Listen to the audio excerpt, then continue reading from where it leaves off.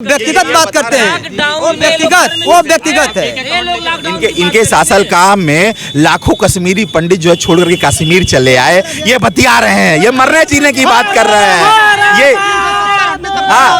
विधेयक है वो वापस लिए नहीं। मोदी जी ने कहा, आप ध्यान से नहीं देखे होंगे कि कुछ लोगों को हम लोग पूरे सबको सबका साथ, सबका विकास और सबका विश्वास पर काम करते हैं।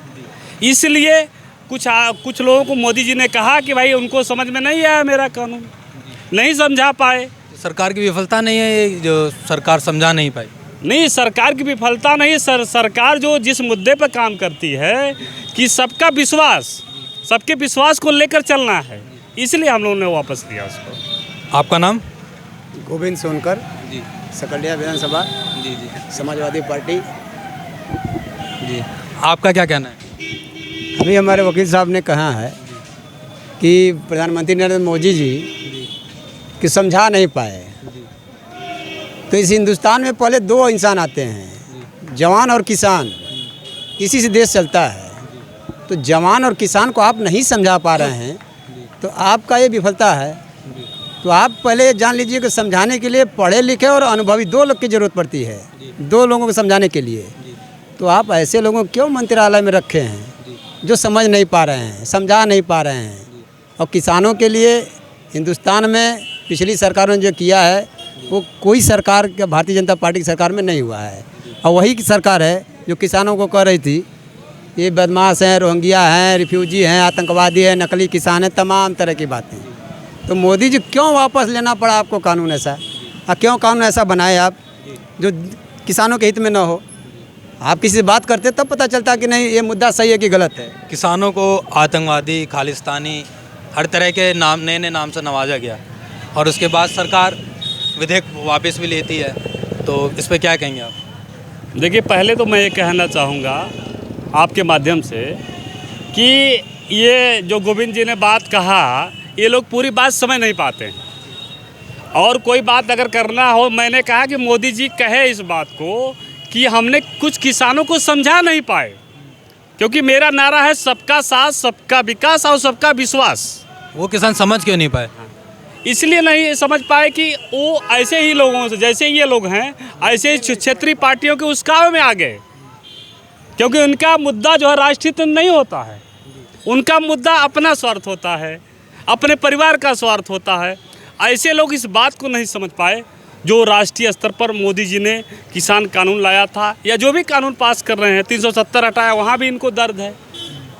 35 से ख़त्म किया, वहाँ भी दर्द है। अभी कभी तो सहयोग की बात करो।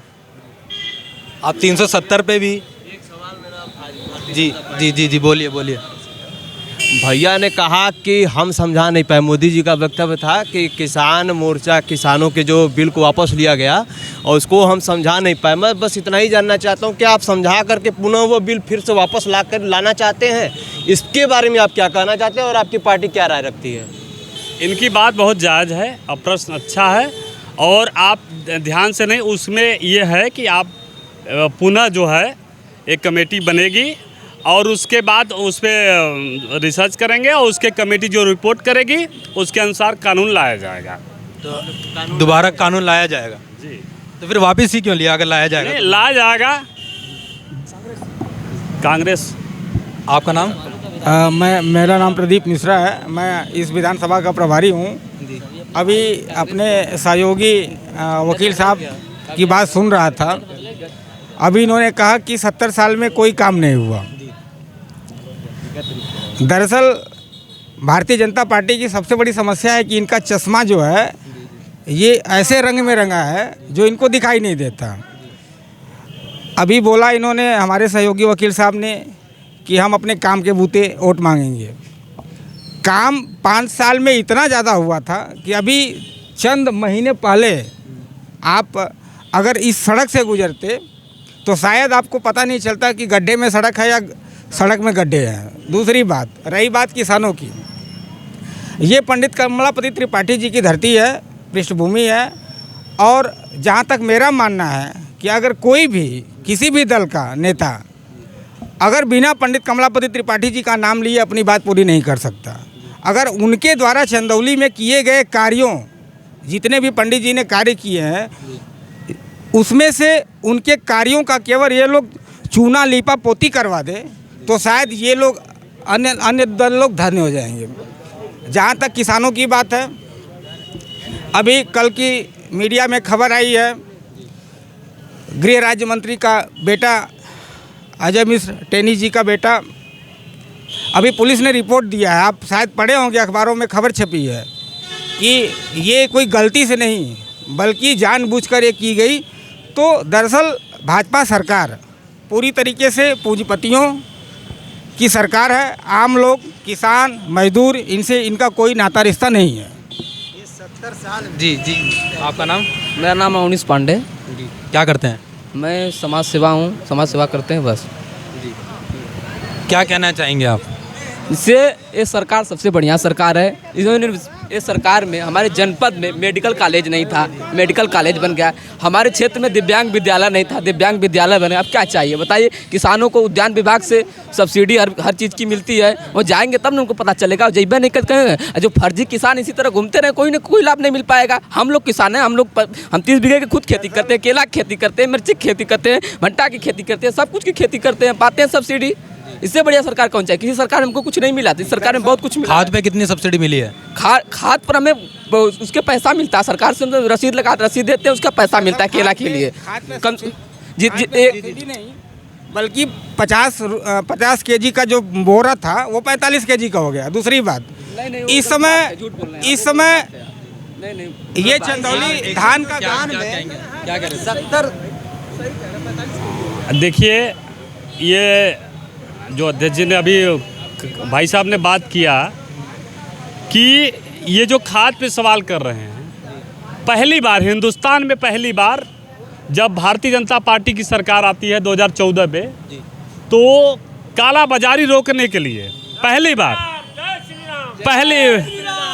बार ये कहा गया कि भ्रष्ट हम एक बात कहते हैं, मोदी जी कहते हैं, भाजपा के नेता बड़े बड़े कहते हैं कि वहाँ जो है हमने भ्रष्टाचार की जड़ पर वार किया, जहाँ से जैसे खाद और काम में आती थी पहले, और सरकारों में रसायन बनाने का काम, लेकिन हमने कहा कि खाद है, ये जो है नींव कोटेड करा दिए।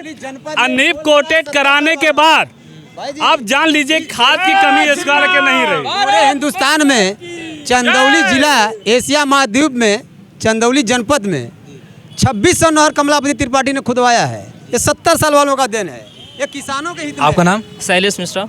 क्या करते हैं? छात्र राजनीति करते हैं, छात्र नेता हैं सकलिया पीजी कॉलेज के। कौन से छात्र संघ से जुड़े हुए हैं? सकलिया पीजी, अखिल भारतीय विद्यार्थी परिषद, ABP।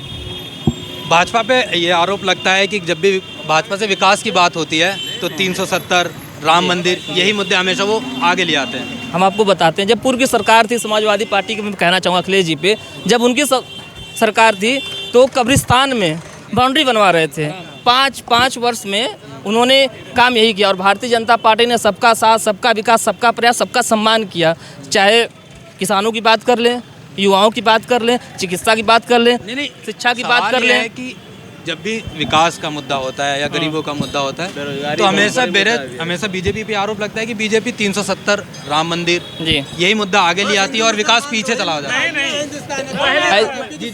एक करके आप जवाब दे दीजिएगा। ऐसी बात नहीं है। हिंदुस्तान में बीजेपी के पास सिर्फ 2 है, हिंदू और मुसलमान। जब कांग्रेस की सरकार थी, पूर्व में जब कांग्रेस की सरकार थी तो जितने थे मुद्दा भटका के इन्होंने वोट बैंक की राजनीति की। जब भारतीय जनता पार्टी की सरकार बनी 2014 में, मोदी जब यहाँ प्रधानमंत्री बने, तो मोदी जी ने सबका साथ सबका विकास के माध्यम से उन्होंने काम किया, और सबको जो छात्र संघ के नेता हैं, आप बताइए आपको कौन से नेता अच्छे लगते हैं? नरेंद्र मोदी और आदित्यनाथ योगी, बस। और यही आने वाले योगी जी। आपका नाम? अभिनय सिंह।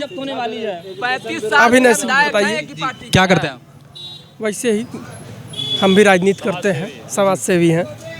किस पार्टी से जुड़े हुए हैं? कांग्रेस से। प्रियंका गांधी जी यूपी में आके मेहनत कर रही हैं बहुत जी, और 40% वो महिला को सीट भी दे रही हैं, और लड़कियों लड़ सकती हूँ का नया नारा भी दिया है जी। सवाल ये है कि राहुल गांधी जी कब आएंगे यूपी इलेक्शन में? गांधी गए ही कहाँ हैं? आज भी हैं वो केंद्र में है, प्रदेश में है, कहाँ नहीं है? वो हर जगह हैं, कहीं गए नहीं हैं। यूपी चुनाव में दिख नहीं रहे हैं जितनी प्रियंका गांधी जी। आ रहे हैं 18 को अमेठी में आ रहे हैं। कितना युवा जुड़ पाएगा आपसे? और हमको तो लग रहा है इस समय उत्तर प्रदेश के चुनाव में लगभग मान के चलिए 65 से 70% युवा आज भी उनके साथ है। हाँ? कांग्रेस आती है तो क्या क्या करेगी कांग्रेस? कांग्रेस ने अभी तक तो जो देश में हुआ है, आपके हिंदुस्तान में हुआ है, कांग्रेस ने ही तो किया है। अगर भारतीय जनता पार्टी या अन्य पार्टी, अभी तो कोई सत्ता में गया नहीं, भारतीय जनता पार्टी गई है, वो बता तो दे कि उसने किया क्या है। एक छोटे से जिला चंदौली से लेके हम लखनऊ और दिल्ली तक की बात करते हैं, यहाँ जो आज किसान अपनी जीविका चलाता है वो कांग्रेस की देन है। अभी हमारे बड़े भाई कह रहे थे कि अपने कामों में अगर ये चूना करके ये सफाई करा देते तो हम समझते कि इनका विकास है। ये किस मुद्दे पे विकास करते हैं?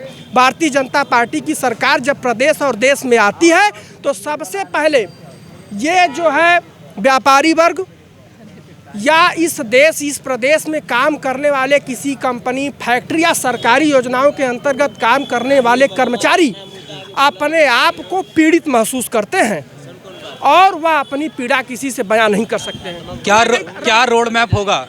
रोड मैप क्या होगा? क्या भविष्य के लिए योजनाएं होंगी यूपी के लिए? भविष्य के लिए योजनाएं जो आज से 10-15 साल पहले केंद्र सरकार में, जब मनमोहन सिंह के समय में प्रदेश में सरकार थी, उससे अच्छी रोड मैप की योजनाएं हैं। और जो करना है वो एकदम पारदर्शिता की तरह उनका जो है वो क्या है अपना। कांग्रेस हमेशा भ्रष्टाचार में भी घिरी रही है। भ्रष्टाचार में ऐसा तो लोग कहते हैं भ्रष्टाचार, लेकिन उससे बड़े बड़े भ्रष्टाचार तो इसी 5 साल में हमको दिखाई दे रहे हैं। क्या भ्रष्टाचार हुए हैं? देखिए, ये भाई साहब कर रहे हैं, अधूरी जानकारी है इनके पास। इनका आप जानिए कि भ्रष्टाचार में वो पूरी सूची है, उसको आप गिनाएंगे तो शाम हो जाएगी और शाम से सुबह हो जाएगी। और जो सवाल आपने किया था कि गरीबों के लिए बीजेपी नहीं करती है, पहली बार हिंदुस्तान के इतिहास में हमने जो है उज्ज्वला योजना दिया। पहली बार 20 रुपये का अनाज देकर 100 रुपये का बैग छपवाना। पहली बार आयुष्मान कार्ड दिया, पहली बार। और आपको ज्ञात होगा जब हमारे स्वर्गीय जो है अटल बिहारी वाजपेयी जी थे, उन्होंने अन्य योजना की शुरुआत की गरीबों के लिए। वेलफेयर का काम जितना भारतीय जनता पार्टी ने किया। पर सरसों का तेल तो 200 के पास पहुंच गया। देखिए, नहीं सही कह रहे हैं आप, सरसों का तेल को ही क्यों लेते हैं? हमने टमाटर हमने टमाटर भी 10 रुपया बिचवाने का काम हो रहा है कि नहीं हो रहा है? भाई साहब को अभी भी पता नहीं है, इनको अभी भी पता नहीं, आज भी 10 रुपया केजी टमाटर नहीं है, इनको अधूरी जानकारी। राष्ट्रीय खाद्य सुरक्षा मिशन के तहत प्रत्येक परिवार को मुफ्त अनाज दिया जाता था। मैं बता रहा हूँ भाई जी, हिंदुस्तान की वित्त मंत्री कहते हैं कि मैं प्याज नहीं खाती, मुझे प्याज का रेट नहीं पता, तो भाई साहब को कुछ पता नहीं है। समाजवादी पार्टियों पे भी आरोप लगता है कि वो सरकार में आते ही तो भाई भतीजावाद होने लगता है। क्यों नहीं करेंगे? इसलिए करते हैं कि जब जोगी जी के ऊपर 70 मुकदमा लगा है जोगी जी के ऊपर, तो दाऊद इब्राहिम से लगा के लादेन तक परिवार रहेगा। 70 आरोप है। हल्ला करने से आम जनता को। भारतीय जनता पार्टी के देखिए, यहाँ पे संख्या बल हो तो संख्या बल पे आप किसी की आवाज़ को नहीं दबा सकते। पहली बात, हल्ला नहीं करिए, हुटिंग नहीं करिए, अपनी बात को रखें ये लोग। मैं भी भैया मैं दो चार चीजें बहुत एकदम साफ सुथरे शब्दों में रखना चाहता हूँ। देखिए, ये हल्ला करेंगे, हर वर्ग चाहता है, एक लोग की बात नहीं है। सबका साथ सभी वर्गों का विकास भारतीय जनता पार्टी ने किया है। आज यहाँ समाजवादी पार्टी के विधायक है, अपना एक भी काम बता दें। 35 साल रहा, उसके परिवार रहे, जिला पंचायत रहा, प्रधान रहा, बीडीसी रहा, विधायक रहा, 35 साल का क्या बात करेंगे? ये बताइए, यहाँ हमको 7 साल में चंद्रमा पे घर बनेगा? उनको ऑक्सीजन के पैसे नहीं है, उनके पास ऑक्सीजन के पैसे नहीं है, और परिवारवाद में लिपटे हैं, कहते हैं समाजवादी पार्टी के नेता। क्या है जी? मैं वकील हूँ। किसी पार्टी से जुड़े हुए हैं? हाँ जी, भारतीय जनता पार्टी से जुड़ा हूँ। किस पद पर है जी? भारतीय जनता पार्टी के सांस्कृतिक प्रकोष्ठ का सह संयोजक क्षेत्र काशी क्षेत्र का 16 जिले का। कितना विकास करा है योगी जी ने? अभी पूर्वांचल के लोगों को अभी कल जो दिखा अब ये बताना पड़ेगा, इस देश में 400 बीघे की संस्कृति यूनिवर्सिटी बन रही है, जिस संस्कृति का विनाश करने के लिए इस देश में इंग्लैंड और बाहर के लोग आकर के 1000 साल से इस देश की संस्कृति को समाप्त करने की कोशिश किए, और उस संस्कृति को समाप्त करने की कोशिश किए जहाँ पर लॉर्ड मैकाले अंग्रेजी संसद में इस तरह का पत्र लिखता है कि इस देश को राजनीतिक रूप से गुलाम किया जा सकता है, लेकिन भारत को सांस्कृतिक रूप से गुलाम नहीं किया जा सकता।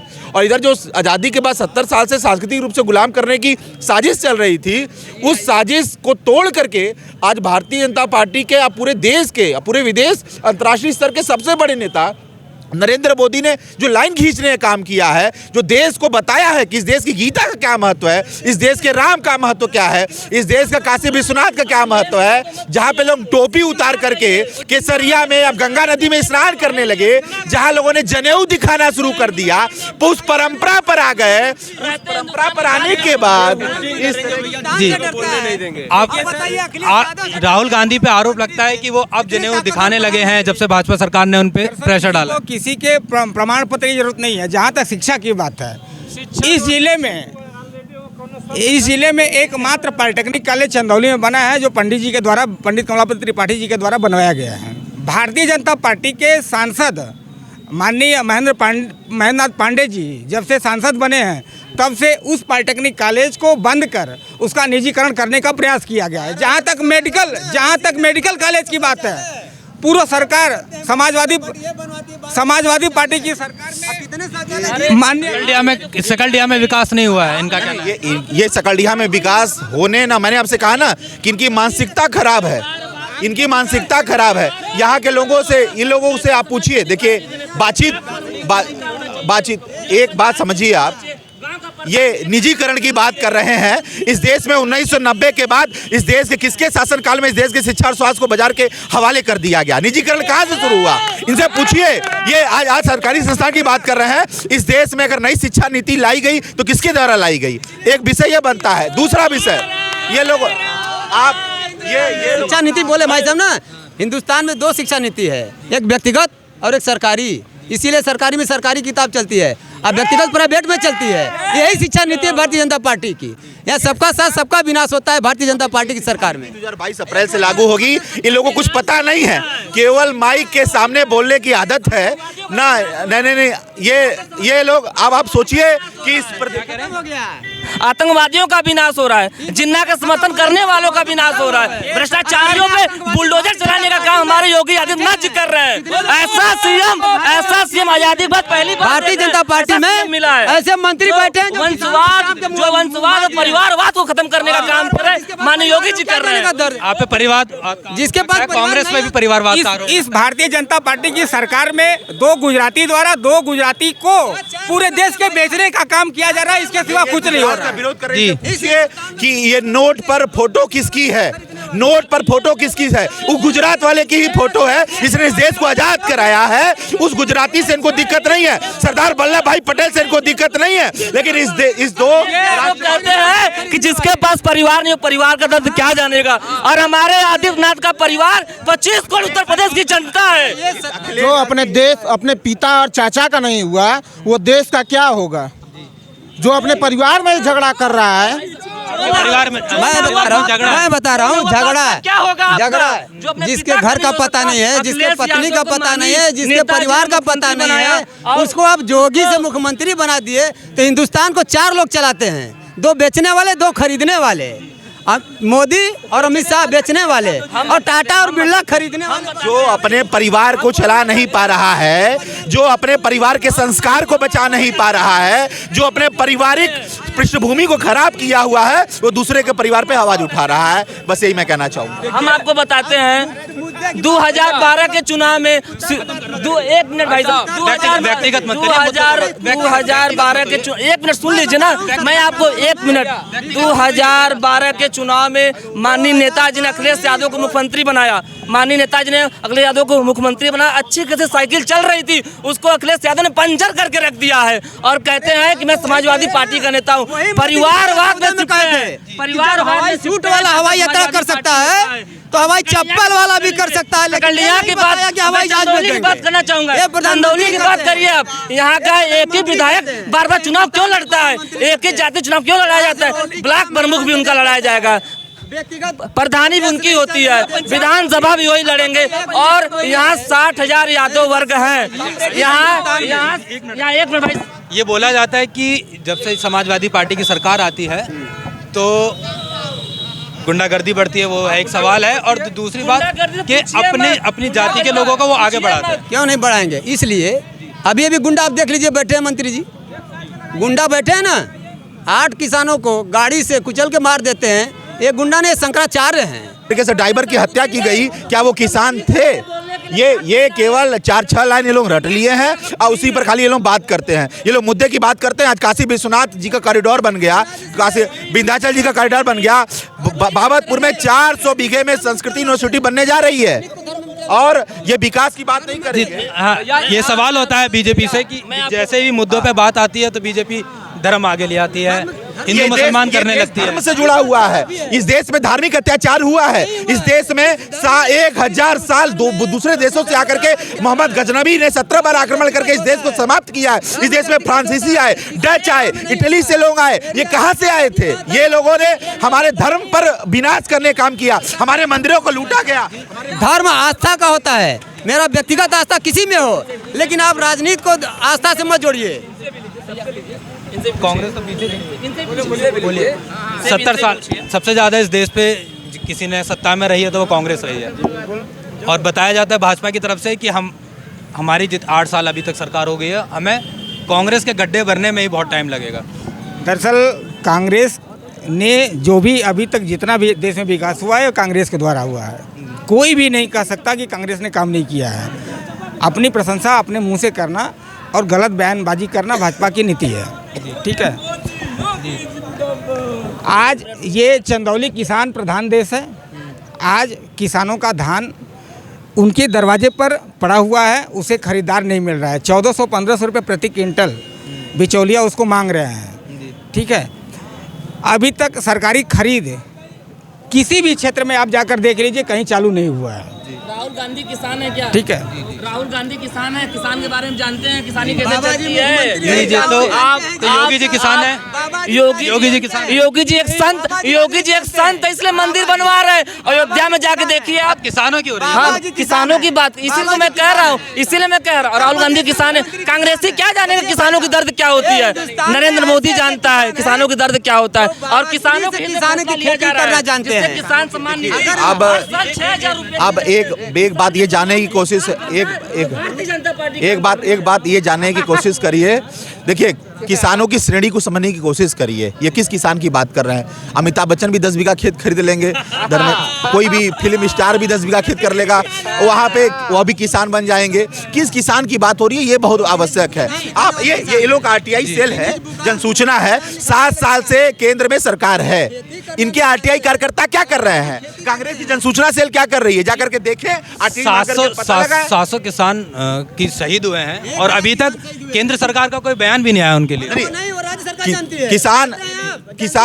किसान शहीद हुए हैं। किसानों के दर्द को समझा मोदी जी ने अपील की और इतना बड़ा जो आंदोलन चल रहा था, उन्होंने कहा कि हम पूरे मामले को। पहले तो भाजपा आंदोलन ही नहीं समझ रही थी इसे। नहीं, आंदोलन नहीं समझ रही थी, आंदोलन सब समझी है, वो समझी है। और फिर उस पर चर्चा कराने जा रहे हैं। उन्हें खालिस्तानी बोल दिया गया, उन्हें आतंकवादी बोल दिया गया। कि 26 तारीख को जब देश के नहीं, आप जाकर के क्या कर रहे हैं? लाल किले पे चढ़ करके वो उपद्रवी क्या कर रहे हैं? ऐसे लोग, आंदोलन चल रहा है तो उसमें उपद्रवी घुस करके क्या कर? तो उसमें सरकार क्या कर रही थी? नहीं, सरकार ने रोका तभी तो रुका। सरकार ने रोका। आज ये बताइए कि क्या कोई भी आतंकवादी घटनाएं हुई?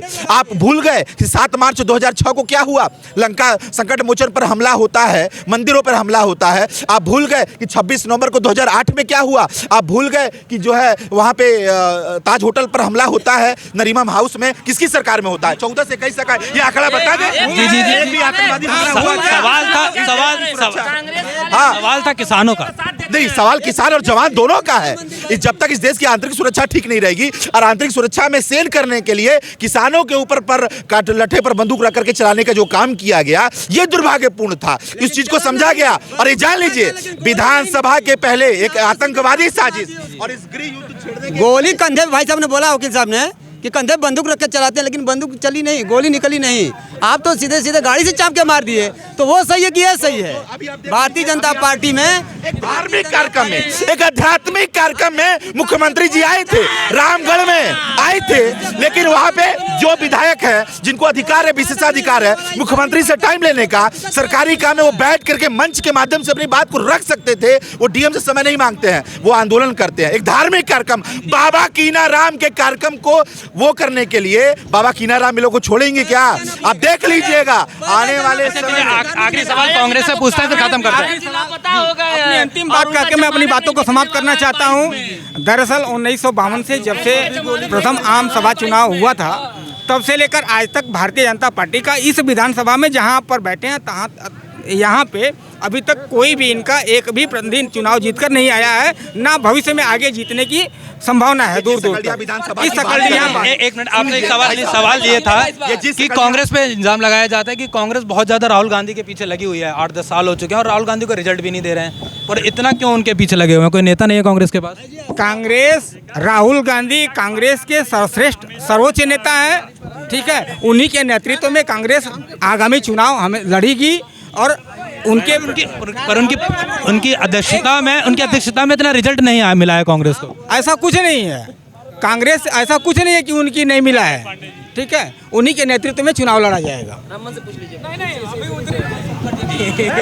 जिला मंत्री है भाजपा के। चलिए क्या करेंगे? इस हिंदुस्तान में रोटी कपड़ा मकान की ज़रूरत होती है, और जो भाई साहब ने बोला है ऐसा धार्मिक सांस्कृतिक प्रोग्राम हो रहा है, ऐसे प्रोग्राम से, ऐसे सांस्कृतिक चीज़ से व्यक्तिगत फायदा होने वाला है, देश का फायदा होने वाला नहीं है। अगर देश का फायदा होता तो इस लॉकडाउन में 2020 में कितने जनता देश के मर गए, लेकिन कोई बचाने वाला नहीं था। वो व्यक्तिगत बात करते हैं, वो व्यक्तिगत है। इनके शासन काम में लाखों कश्मीरी पंडित जो है छोड़ करके कश्मीर चले आए, ये बतिया रहे हैं, ये मरने जीने की बात कर रहे हैं। ये 1984 में देश को 1984 के कार सेवकों पे गोली चलवाई थी, और आज तक अखिलेश यादव एक बार भी अयोध्या क्यों नहीं गए? मैं बता रहा हूँ नहीं जाते, इसलिए मुझे मंदिर मुद्दा ये राजनीतिक मुद्दा बना दिया भारतीय जनता पार्टी को। देश को हमेशा भारतीय जनता पार्टी के प्रवक्ता या नेता बरगलाने का काम करते हैं। जहां तक कश्मीर में ब्राह्मणों के पलायन की बात है, 1990 में हम लोग चुनौती दे रहे हैं कि सपा, बसपा, कांग्रेस सभी लोग मिल के चुनाव लड़े। 1990 में भारतीय जनता पार्टी नरेंद्र मोदी के इस बार कमल खिलेगा भैया। दो लोगों का फायदा होगा, एक जो पुजारी है उसका, और एक माला फूल बेचने वाला का भला होगा, बकिया तीसरे का फायदा नहीं होगा। करते हैं क्या?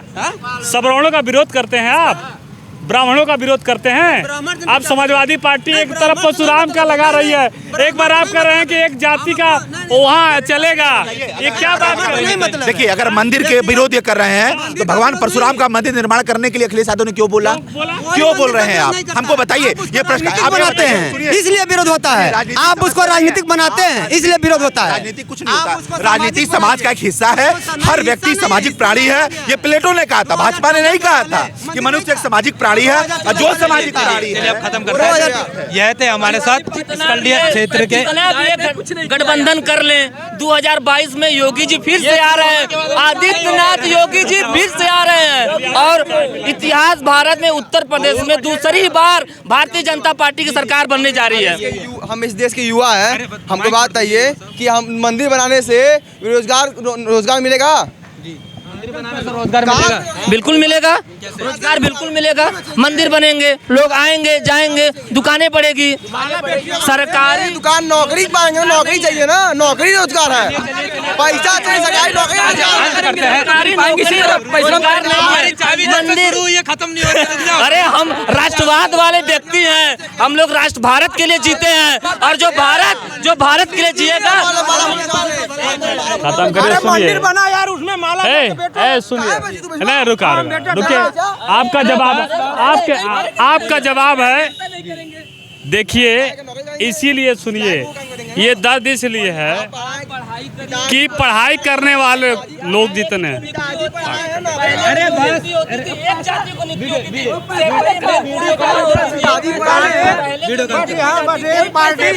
कराए जाते थे, पेपर लीक करा के और एक जाति विशेष। अरे जो तो लिख बोल ये अंत नहीं हो रहा है। रुका भैया, चलिए अंत करते हैं। ये थे हमारे साथ स्कल दिया के क्षेत्रीय लोग। मामला बहुत गर्म हो चुका है। गुरु श्री राम। गुरु का नाम नहीं ले रहे हैं। ऐसे ही चैनल के साथ बने रहिए, चैनल को सब्सक्राइब करिए, चैनल को लाइक करिए, वीडियोस को शेयर करिए। धन्यवाद।